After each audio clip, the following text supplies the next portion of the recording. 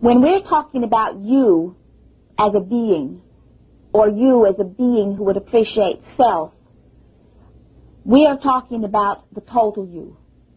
And many of you balk at that because you don't want to talk about the total you. You just want to talk about the physical you.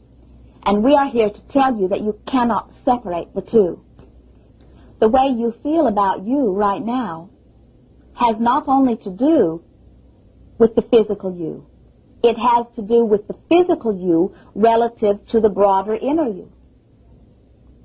When you stand in your now and you look at yourself and you compare and you feel criticism toward yourself and you come to conclusions such as, I am not enough, I am not smart enough or good enough or whatever enough, those thoughts are so contrary, so contradictory to the opinion that your broader self holds of you, that you feel negative emotion. And by virtue of the way you feel, you attract unto you.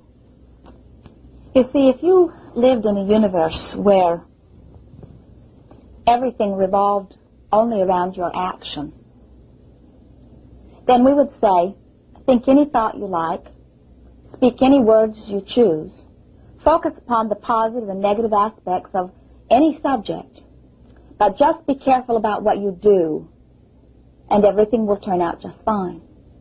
But we do not know such a universe. We do not know of a universe, certainly not this physical universe in which you are focused, where it is your action that is responsible for what you are living. Instead, you live in a universe where every thought that you think vibrates. And by the powerful law of attraction, thoughts are connected to thoughts, connected to thoughts, connected to thoughts. And the balance of thought that is within you is that which you are living. Your life experience, that which you call my real life experience, my reality, is nothing more than a product of the balance of thought that is within you. And the balance of thought that is within you is eternally acknowledged by you because of this very responsive, very alert, very attentive inner being that exists within you.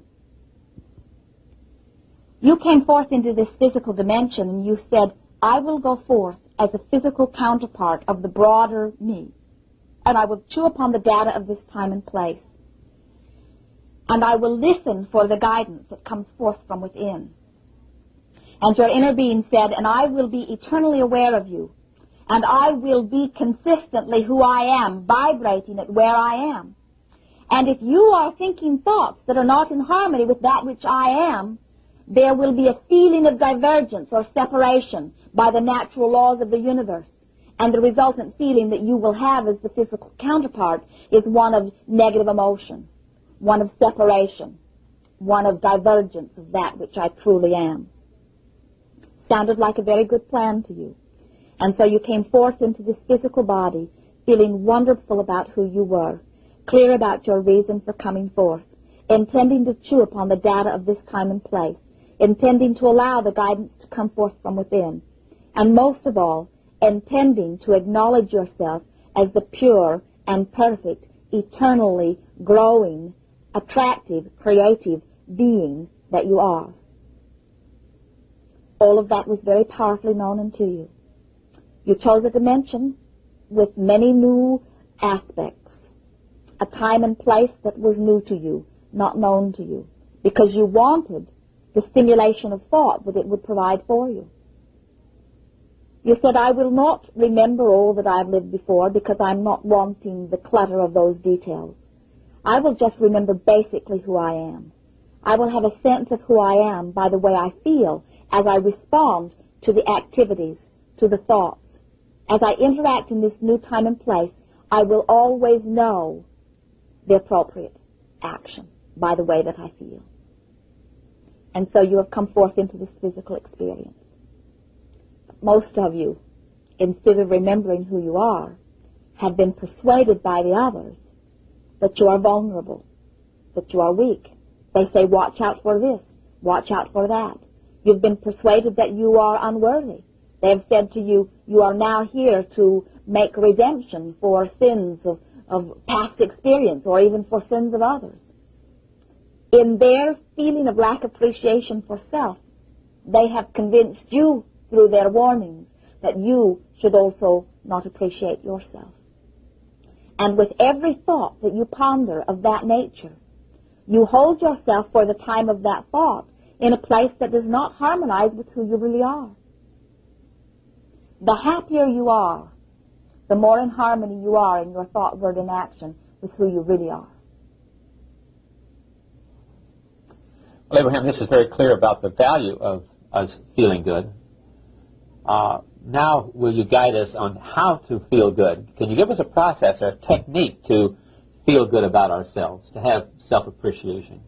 From everything that you've heard us say here, can you understand that your inner being exists in a place of feeling good? When we say to you, your inner being exists in a place of pure positive emotion, can you accept that? I can, yes. And so, from what you have just heard us say, which is, in order for you to harmonize with who you really are, you must feel good, then is it not a rather simple or logical process to think thoughts that make you feel good?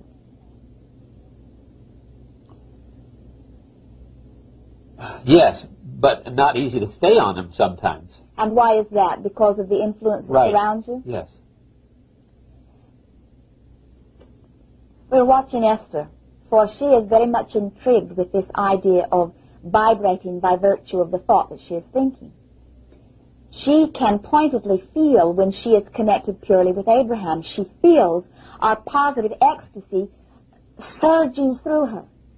And she has been able to isolate the difference. In other words, she can see very pointedly that the way she feels is absolutely correspondent to the thought that she is thinking. And so she decided that she would deliberately raise her own vibration. She said, I will hold my thought upon the positive side of enough subjects that by virtue of the law of attraction, I will literally raise my own vibrational frequency so that it harmonizes or connects with who I really am. And so off she went on a subject. And within a minute or two, she laughed at herself as she realized that she had slid off the other side. And so she chose another subject. And she held her thought in a positive place. And then again she began to laugh because she realized she had slid off on the negative side of it. Your physical orientation has trained you to be so objective, to weigh the pros and cons of every subject. And so you are right, it is your nature much of the time, in your desire to be objective, to evaluate both sides of every subject. Right. It is our encouragement that you begin making a statement, nothing is more important than that I feel good. Understanding that when I feel good, that means that my thoughts are harmonizing with who I really am, which means I am in the place of purest, most positive attraction unto me. And by making that statement, and then by being sensitive to the way that you are feeling, you will discover when you are upon the topic of lack or upon the topic of your desire. It is a matter of individually, segment by segment, moment by moment, making a decision that you want to feel good or that you want to harmonize with who you really are, and then paying attention to the way that you are feeling.